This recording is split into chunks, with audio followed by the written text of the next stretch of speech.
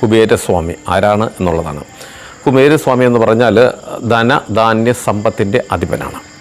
നമ്മൾ കുബേരസ്വാമി ധ്യാനിക്കുന്നത് കൊണ്ട് നമുക്ക് മറ്റു വിധ ഒരു കാര്യങ്ങളും നമുക്ക് ലഭിക്കില്ല. അത് അങ്ങനെയുള്ള കാര്യസാധ്യത്തിന് വേണ്ടിയിട്ടല്ല. അതായത് ശത്രുദോഷമോ വിദ്യയിൽ വിജയം നേടാനോ അല്ലെങ്കിൽ മറ്റേതെങ്കിലും വിധത്തിലുള്ള ഭാഗ്യങ്ങൾ ലഭിക്കുവാനോ വേണ്ടിയിട്ടൊന്നും നമ്മൾ കുബേരസ്വാമിയെ ധ്യാനിക്കേണ്ട കാര്യമില്ല.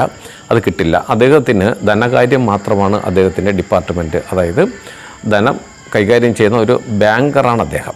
നമുക്ക് അദ്ദേഹത്തിൻ്റെ വിദ്യാമണ്ണം നമ്മൾ ധ്യാനിച്ചു കഴിഞ്ഞാൽ നമുക്ക് ധനധാന്യ സമ്പത്ത് വരുന്നതിനുള്ള വഴികൾ തുറന്നു കിട്ടും. അതായത് ഇന്ന് നമ്മൾ കുബേരസ്വാമിയെ വിദ്യാമണ്ണം പൂജിച്ചാൽ നാളെ നേരം വെളുത്ത് നമ്മൾ പൂമുഖവാതിൽ തുറക്കുമ്പോൾ വലിയൊരു നിധികുംഭം കൊണ്ട് വയ്ക്കുമെന്നോ ഇല്ലെങ്കിൽ പെട്ടെന്ന് നമ്മുടെ അക്കൗണ്ടിലേക്ക് നമുക്ക് ആവശ്യമായ പൈസ സ്വാമി സെൻഡ് ചെയ്തു തരുമോ എന്നൊന്നുമല്ല ഞാൻ പറയുന്നത്. നമുക്ക് സാധ്യതകൾ, നമുക്ക് ധനവരവിനുള്ള, അതായത് നമ്മൾ നല്ല തൊഴിൽ നമുക്ക് കിട്ടും, തൊഴിൽ ചെയ്താൽ നമുക്ക് വരുമാനം നമുക്ക് കിട്ടും.